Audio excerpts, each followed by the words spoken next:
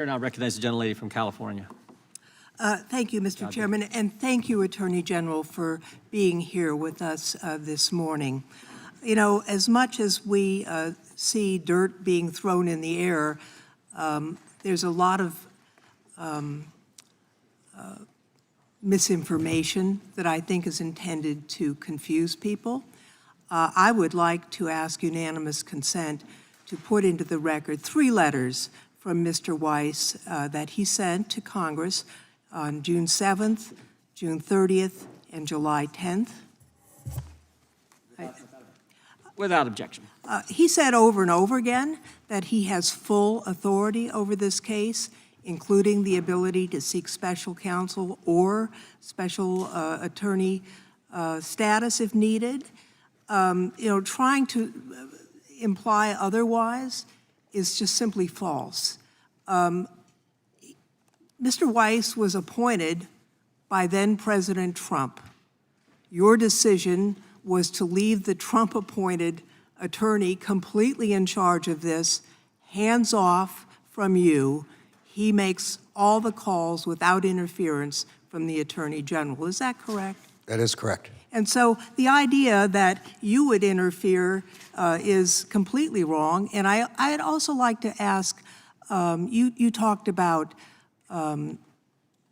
your independence from the president, but also your independence from the Congress. Have you ever come across historically an instance where the Congress of the United States tried to or successfully interfered with a prosecution initiated by the Department of Justice based on the facts and the law? I want to be gentle about the word interfere, but it is, just as a historical example, in the case of Iran-Contra, the consequences of actions by the Congress were that the special counsel's investigation of Iran, Mr. North, were dismissed. Correct. Before I go into another question I have, I just would like unanimous consent to put into the record the annual statistical transparency report dated April of 2023.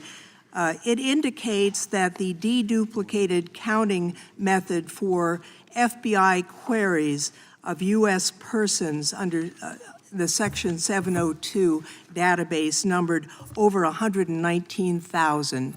I would just like to note, and we will work with you, this committee on a bipartisan basis is very concerned about querying of the 702 database for U.S. persons without a warrant. We're not suggesting that the law does not permit that, but we are going to visit this issue because it is my view that querying the 702 database that has been collected without due process, because it relates to foreign individuals, is completely wrong in terms of the privacy rights of Americans. And I'm hoping that we can work successfully with you as we craft requirements for a warrant to do that querying. I'd like to ask, you know, as we know, and has been mentioned by the ranking member, the proposal is basically to defund the police by the Republicans, to defund the FBI. I am concerned that if we defund the police, as the majority has suggested, that really doesn't have an impact on the statute of limitations.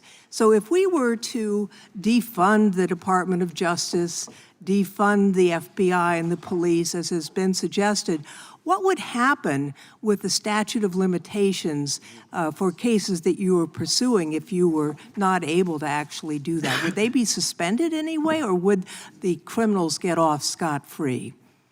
Well, I know in my experience as a judge, if I was asked a legal question and I don't know the answer, I would go back to the office and study it, and I'll have to do that in this case. I don't have the answer. Well, I think I do, because there's nothing in the statute that allows for the statute of limitations to be suspended because the government has been shut down or because the police have been defunded through the budget process. And I just think we ought to take the implications of a shutdown very seriously in terms of allowing criminals to get off. And I see that my time has expired, Mr. Chairman, and I yield back.